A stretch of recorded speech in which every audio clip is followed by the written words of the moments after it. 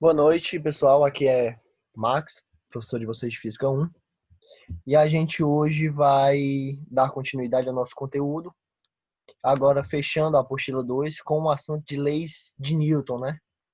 Um assunto muito importante para início da dinâmica e do fim da cinemática, né? A partir de agora. Sempre reiterando, vocês podem me chamar no WhatsApp, qualquer dúvida, viu? Vamos começar. Primeiramente, Galileu Galilei, aquele estudioso que a gente já falou dele anteriormente, ele notou que lançando bolas em um plano inclinado, quanto mais o plano inclinado era mais polido, né, mais liso, a bola rolava rolava até mais longe, né, por uma distância maior. Então ele notou que havia aí uma força de resistência contra o movimento dessa bolinha, né, que ia descendo plano abaixo. Quanto mais liso, mais longe essa bolinha iria. Então ele percebeu que existia ali uma força de atrito, que ele chamou de força de atrito, que iria contra o movimento e iria parando a bolinha ao longo desse percurso. Sintetizando essas informações obtidas por Galileu Galilei, Isaac Newton, ele sintetizou o que seria aquela primeira lei de Newton, ou a lei da inércia. O que a lei da inércia vai falar?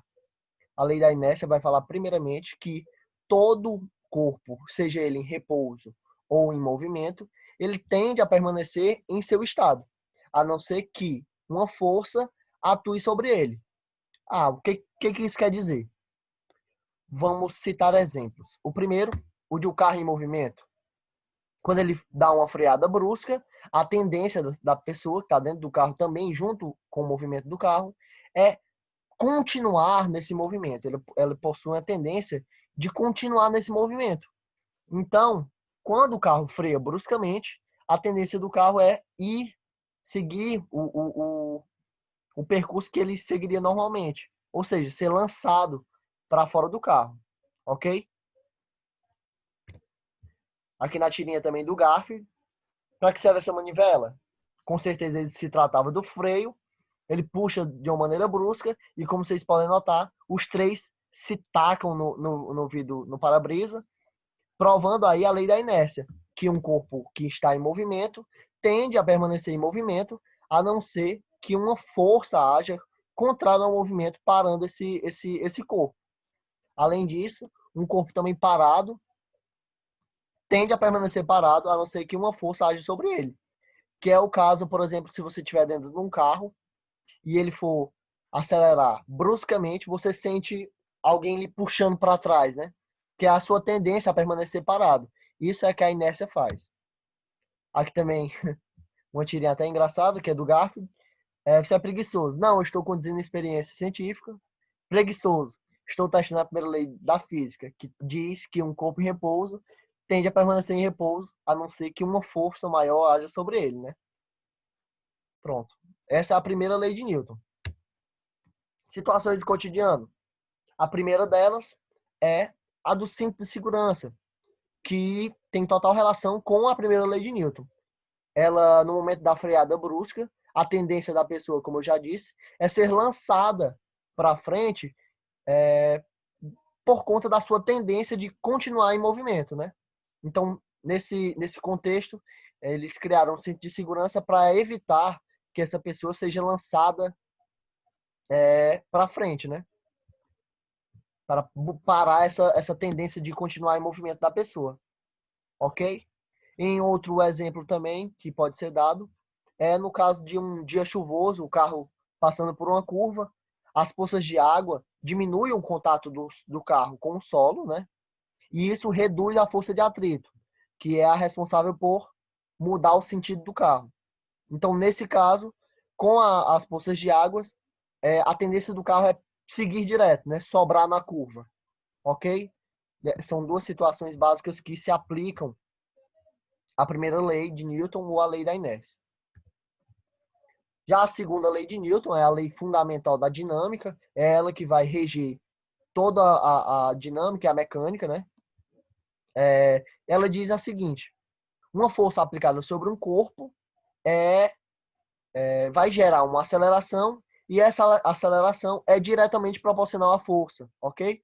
E, como vocês podem ver, ó, a aceleração gerada sobre esse corpo é diretamente proporcional à força e inversamente proporcional à, à massa desse corpo, né? Como vocês podem ver bem aqui, ok? Beleza? Peraí. Pronto. Essa aceleração vai possuir o mesmo sentido e a direção da força resultante que atua sobre esse corpo. Se uma força resultante, por exemplo, é para a direita, a aceleração vai ser também para esse lado. E se vocês notarem, é a partir dessa fórmula, dessa lei, que a gente calcula o nosso peso, né? O nosso peso, que é uma força, né, em newtons, é a nossa massa vezes a aceleração, que nesse caso vai ser a da gravidade. Vai ser a força gerada pelo campo gravitacional na nossa massa, ok? Como vocês podem ver, a força resultante é a soma das forças, que vai dar uma resultante em uma somente direção, ok? Essa é a segunda lei de Newton, a lei fundamental da dinâmica, que é muito importante e inclusive cai muito. Essas três leis, em geral, caem muito no Enem. Não, é, às vezes até sem querer, né? Sem dizer que é uma lei de Newton, mas elas caem em outras questões, por exemplo.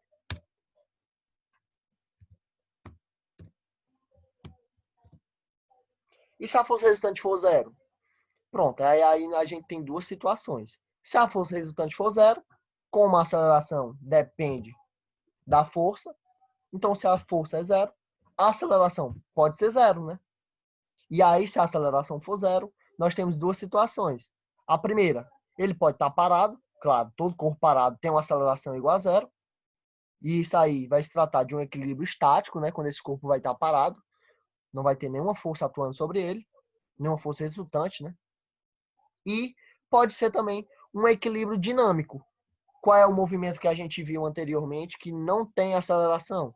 É o movimento uniforme. E o movimento uniforme ele possui a velocidade constante. Então, em duas situações, a força resultante vai ser zero. Quando esse corpo estiver parado e quando ele estiver em movimento com velocidade constante, com aceleração igual a zero. Ok? Agora aqui um exercício para botar isso em prática, né? Seja um corpo de massa 2 kg, em repouso, apoiado sobre um plano horizontal, sob a ação das forças horizontais F1 e F2, de intensidade 10 newtons e 4 newtons, respectivamente, conforme a figura abaixo, ok? A gente aprendeu na última aula de vetores que dois vetores na mesma direção e em sentidos opostos, para eu calcular a resultante, eu faço a subtração destes, ok? Então, no item A, ele pede a aceleração adquirida por esse corpo. Para eu achar a aceleração, eu vou ter que aplicar essa fórmula. F é igual a ma, ok? Força resultante é igual a massa vezes a aceleração. Então, primeiro nós vamos ter que calcular a força resultante, que é o primeiro passo aí da questão. E aí nós vamos achar, pela subtração das duas forças, uma resultante de 6 newtons para a direita, né? Já que F1 é 10 newtons, F2 é 4. Então, sobra 6 para a direita, ok? Então, depois é só aplicar a fórmula da segunda lei de Newton. Força é igual a massa vezes a aceleração. Força é 6 newtons, a massa, ele diz na questão que é 2 quilos.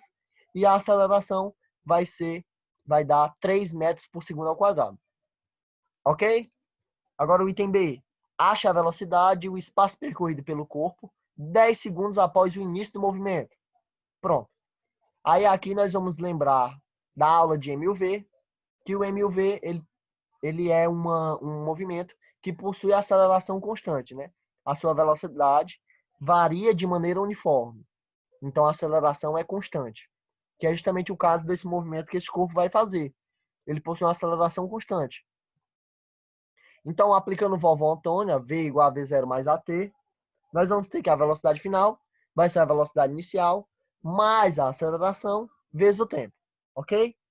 A velocidade inicial, ele parte do início, parte do zero. Então, a velocidade inicial é zero. V igual a zero mais a aceleração, que é 3, vezes 10, que vai dar 30, né? Então, vai dar a velocidade final desse corpo, nesse intervalo de 10 segundos, vai dar 30 metros por segundo.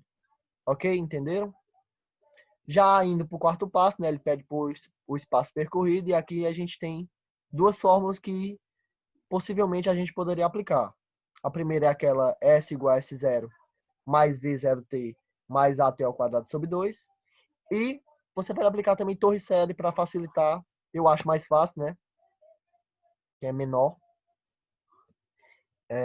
Pronto, e aplicando, a gente já tem a velocidade final, né? Que a gente achou no item anterior. Fica 30 ao quadrado. A velocidade inicial, a gente sabe que é zero, né? Já. Fica 2 vezes 3, que é a aceleração, vezes ΔS. Ok? Então, nesse caso, a gente acha que o espaço percorrido vai ser 150 metros, nesse intervalo de 10 segundos. Beleza, pessoal? Basicamente é isso. Essa questão é bem leve, é só para fixar o conteúdo. Para mostrar para vocês a aplicação prática dessa segunda lei de Newton, né? Até porque a gente vai ter muitas questões que vão aplicar esse conceito, né? Porque muitas questões usam esse bloquinho, até em plano inclinado, que a gente vai precisar usar aquele outro conceito que já foi dado, que é a decomposição de forças, né? Decomposição de vetores. Enfim, agora a terceira lei de Newton, a mais conhecida, né? Que é a da ação e reação, que é usado mais para música e fim de relacionamento, tudo que vai e volta, né? O que a terceira lei de Newton diz? Para toda força que surgir em um corpo como resultado de uma interação com o segundo corpo, essa interação pode ser tanto de contato quanto de campo, deve surgir nessa segunda uma outra força chamada de reação, cuja interação e direção são as mesmas da primeira. A interação não, o módulo, né, que ele quer dizer. São o mesmo da primeira, mas o sentido é contrário. O que ele quer sintetizando tudo isso? Toda força que um corpo exerce sobre outro, esse outro corpo vai estar exercendo sobre ele em sentido contrário, em mesmo modo. O que isso quer dizer? Um exemplo. Nesse caso aqui do carro, como vocês podem ver, ele está fazendo uma força para trás e a força que empurra ele para frente é a força de atrito, né? Que está empurrando ele para frente. Quando você anda, você empurra o chão para trás e o chão lhe empurra para frente. O que faz você andar é a força de atrito. Esses são pares de forças que são exemplos de ação e reação de contato, né? Que você está em contato com o corpo. Outro exemplo, a Terra, e no caso aqui um avião, né? Ele está mostrando aqui. A Terra puxa o avião e o avião puxa a Terra com a mesma força, né? Só que a mesma força age de maneira diferente, né? No avião, que tem uma massa muito menor, e na Terra, que tem uma massa muito maior, né? Ok? Além disso, a gente tem outros pares de ação e reação, que são pares de ação e reação do tipo de campo, né?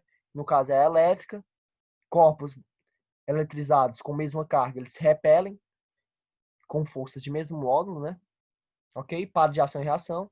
A magnética, força magnética também. E aqui na primeira, a força gravitacional, que são exemplos de forças, pares de ação e reação do tipo campo, né? Quando não tem contato entre os corpos. Ok? Vocês podem ver aqui também, ó.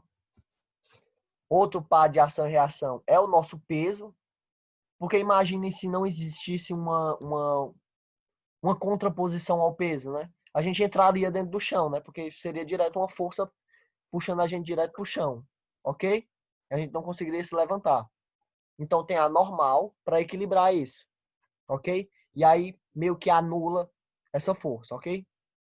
Quando a balança mostra o seu peso, ele não está mostrando o seu peso em si, ele está mostrando a sua normal, que possui o mesmo módulo, né?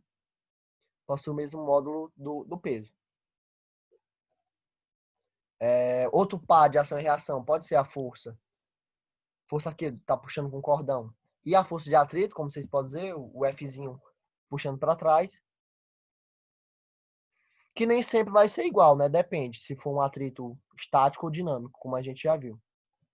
E outro exemplo também de ação e reação é quando a gente anda. Quando a gente anda, a gente tem um par de ação e reação. Quando a gente empurra o solo para trás, o solo empurra a gente para frente e é isso que faz a gente caminhar, né?